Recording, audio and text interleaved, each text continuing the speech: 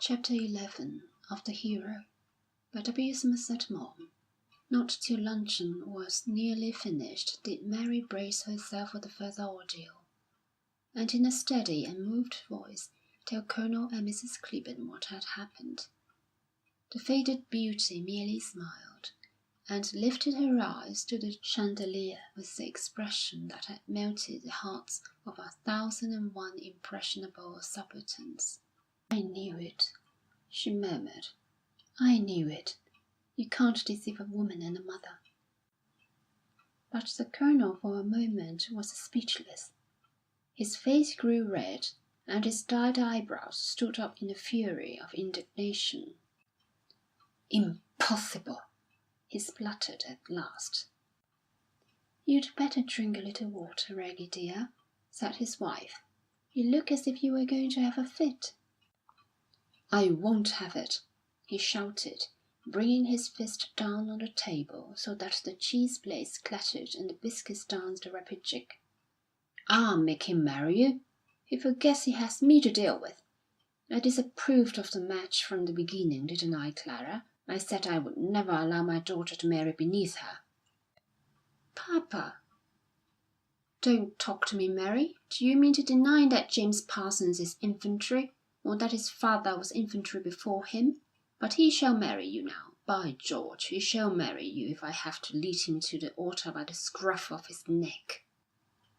Neglecting his cheese, the Colonel sprang to his feet and walked to and fro, vehemently giving his opinion of James, his father and all his ancestors, of the regiments to which they had belonged, and all else that was theirs.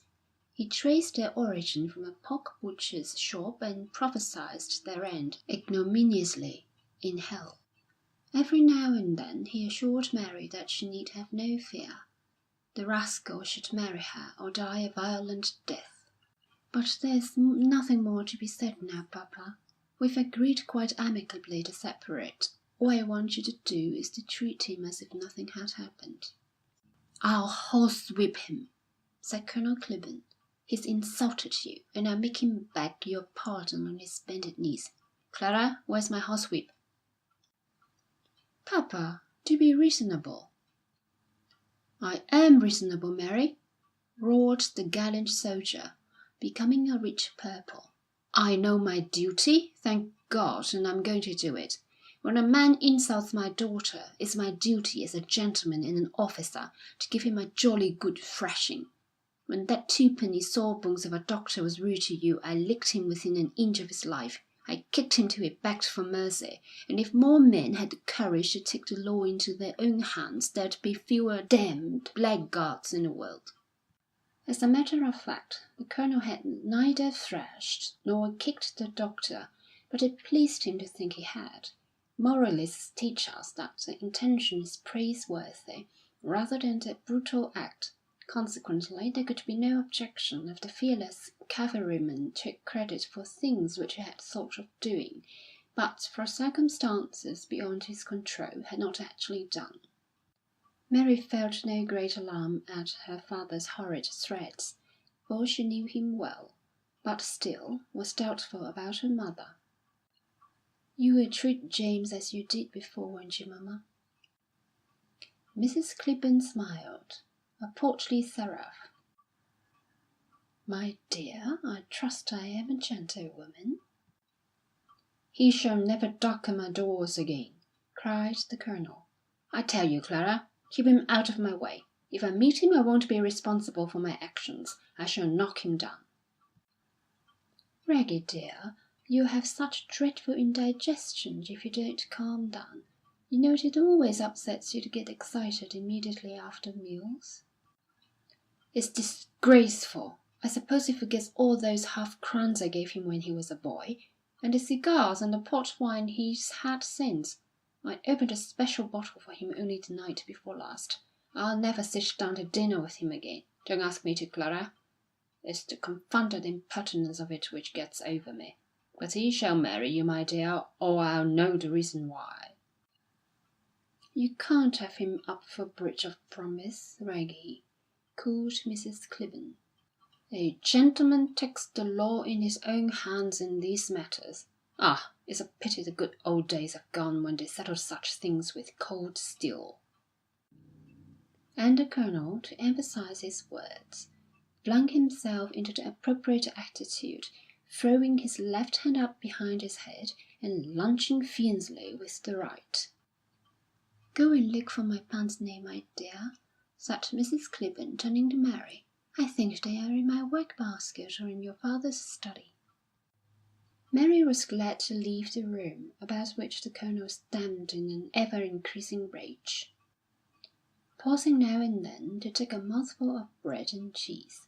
The request for the glasses was Mrs. Clibborn's usual way of getting rid of Mary, a typical subterfuge of a woman who never, except by chance, would anything straightforwardly.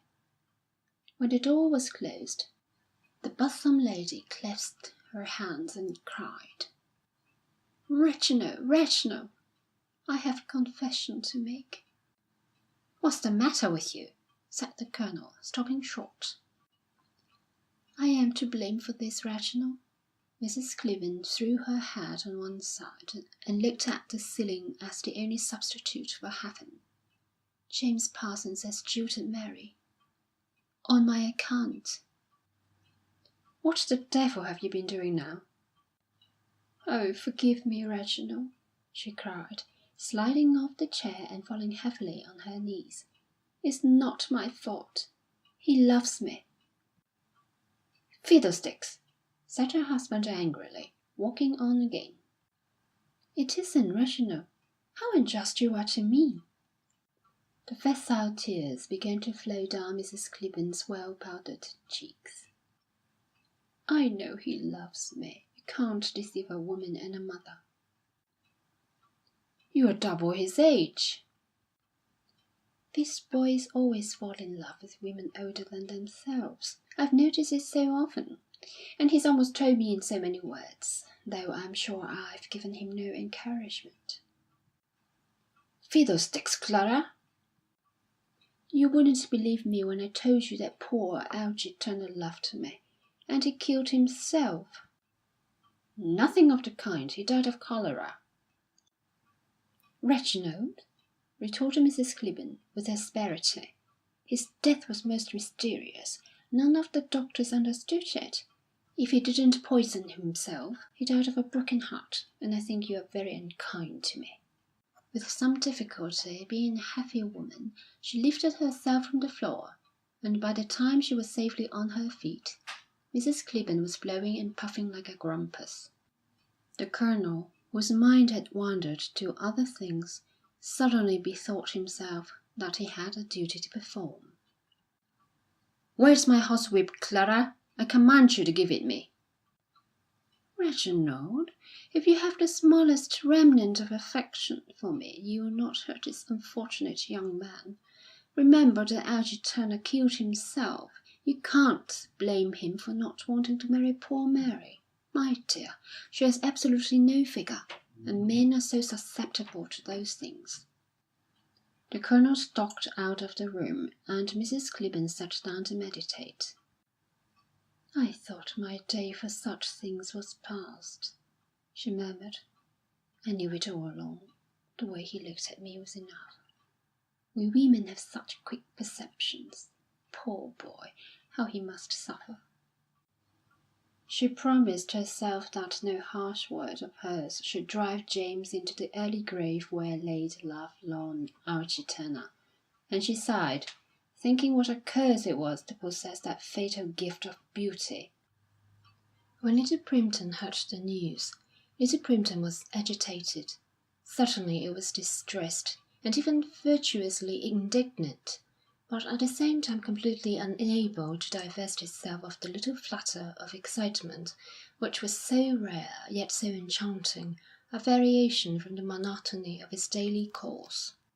The well-informed walked with a lighter step and held their heads more jauntily, for life had suddenly acquired an awful interest. With something new to talk about, something fresh to think over, with a legitimate object of sympathy and resentment, the torpid blood raced through their veins as might that of statesmen during some crisis in national affairs. Let us thank God, who has made our neighbours frail, and in his infinite mercy caused husband and wife to quarrel, Tom, Dick, and Harry to fall more or less discreditably in love, this dear friend of ours to lose his money, and that her reputation. In all humility, let us be grateful for the scandal which falls at our feet like ripe fruit, for the divorce court, and for the newspapers that, with a witty semblance of horror, report for us the spicy details. If at certain intervals propriety obliges us to confess that we are miserable sinners, has not the Lord sought to comfort us in the recollection that we are not half so bad as most people? Mr. Dryland went to the vicarage to enter certificates in the parish books. The vicar was in his study, and gave his carriage the keys of the iron safe. "Sophie Bunch came last night to put up her banns," he said. "She's going to marry out of the parish, isn't she?" "Yes, the Tunbridge Wells man." The curate carefully blotted the entries he had made, and returned the heavy books to their place. "Will you come into the dining-room, Dryland?" said the vicar, with a certain solemnity. "Mrs. Jackson would like to speak to you." "Certainly." Mrs. Jackson was reading the Church Times. Her thin, sharp face wore an expression of strong disapproval. Her tightly closed mouth, her sharp nose, even the angular lines of her body signified clearly that her moral sense was outraged. She put her hand quickly to her massive fringe to see that it was straight, and rose to shake hands with Mr. Dryland. His heavy red face assumed at once a grave look. His moral sense was outraged too. "Isn't this dreadful news, Mr. Dryland?" "Oh, very sad, very sad." In both their voices, hidden below an intense sobriety, there was discernible a slight ring of exultation. "The moment I saw him I felt he would give trouble," said Mrs. Jackson, shaking her head. "I told you, Archibald, that I didn't like the look of him." "I'm bound to say you did," admitted her lord and master. "Mary Clibborn is much too good for him," added Mrs. Jackson, decisively. "She's a saint." "The fact is that he's suffering from a swollen head," remarked the curate, who used slang as a proof of manliness. "There, Archibald!" cried the lady triumphantly. "What did I tell you?" Mrs. Jackson thought he was conceited. "I don't think it. I'm sure of it. He's odiously conceited. All the time I was talking to him I felt he considered himself superior to me. No nice-minded man would have refused our offer to say a short prayer on his behalf during morning service. Those army men always have a very good opinion of themselves," said Mr. Dryland, taking advantage of his seat opposite a looking-glass to arrange his hair. He spoke in such a round, full voice that the shortest words carried a sort of polysyllabic weight. "I can't see what he has done to be so proud of," said Mrs. Jackson. "Anyone would have done the same in his position. I'm sure it's no more heroic than what clergymen do every day of their lives, without making the least fuss about it." "They say that true courage is always modest," answered Mr. Dryland. The remark was not very apposite, but sounded damaging. "I didn't like the way he had when he came to tea here, as if he were dreadfully bored. I'm sure he's not so clever as all that." "No clever man would act in an ungentlemanly way," said the curate, and then smiled, for he thought he had unconsciously made an epigram. "I couldn't express in words what I feel with regard to his treatment of Mary," cried Mrs. Jackson, and then proceeded to do so, and in many to boot. They had all been a little oppressed by the greatness which, much against his will, they had thrust upon the unfortunate James. They had set him on a pedestal, and then were disconcerted because he towered above their heads, and the halo with which they had surrounded him dazzled their eyes. They had wished to make a lion of James, and his modest resistance wounded their self-esteem. It was a relief to learn that he was not worth making a lion of. Halo and pedestal were quickly demolished, for the golden idol had feet of clay, and his late adorers were ready to reproach him because he had not accepted with proper humility the gifts he did not want. Their little vanities were comforted by the assurance that, far from being a hero, James was, in fact, distinctly inferior to themselves. For there is no superiority like moral superiority. A man who stands akimbo on the top of the 10 Commandments need bow the knee to no earthly potentate. Little Primpton was conscious of his virtue, and did not hesitate to condemn. He has lowered himself dreadfully. Yes, it's very sad. It only shows how necessary it is to preserve a meek and contrite spirit in prosperity. Pride always goes before a fall. The Jacksons and Mr. Dryland discussed the various accounts which had reached them. Mary and Mrs. Parsons were determinedly silent, but Mrs. Clibborn was loquacious, and it needed little artifice to extract the whole story from Colonel Parsons. "One thing is unfortunately certain," said Mrs. Jackson, with a sort of pious vindictiveness. "Captain Parsons has behaved abominably, and it's our duty to do something. Colonel Clibborn threatens to horsewhip him." "It would do him good," cried Mrs. Jackson, "and I should like to be there to see it." They paused a moment to gloat over the imaginary scene of Jamie's chastisement. "He's a wicked man. Fancy throwing the poor girl over when she's waited 5 years. I think he ought to be made to marry her." "I'm bound to say that no gentleman would have acted like that," said the vicar. "I wanted Archibald to go and speak seriously to Captain Parsons. He ought to know what we think of him, and it's obviously our duty to tell him." "His parents are very much distressed. One can see that, although they say so little."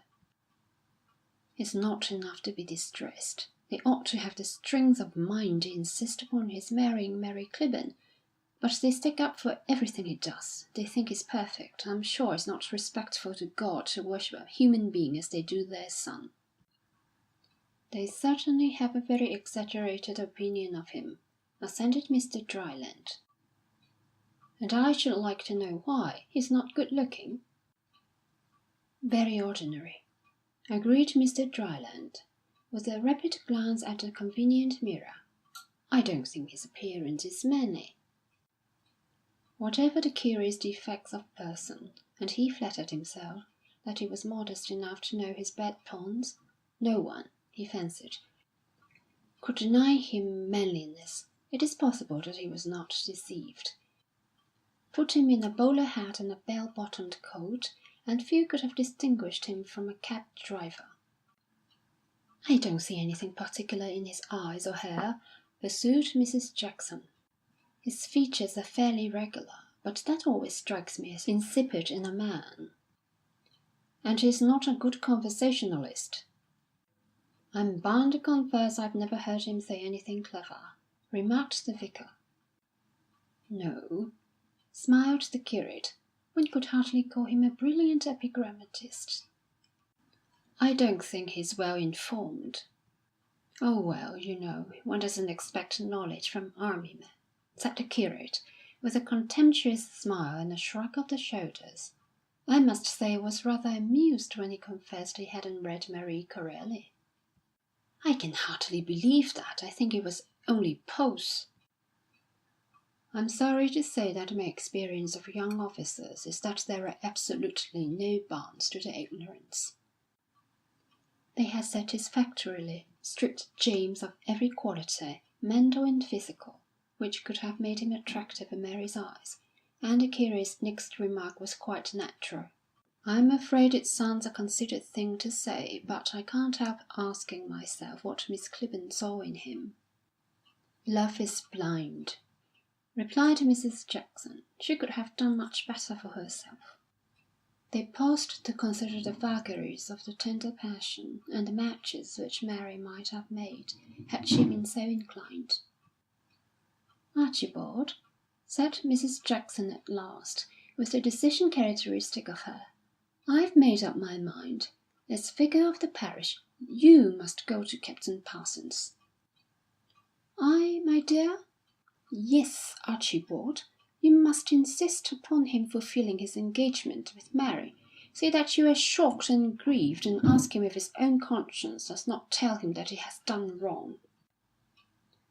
"I'm not sure that he'd listen to reason," nervously remarked the vicar. "It's your duty to try, Archibald.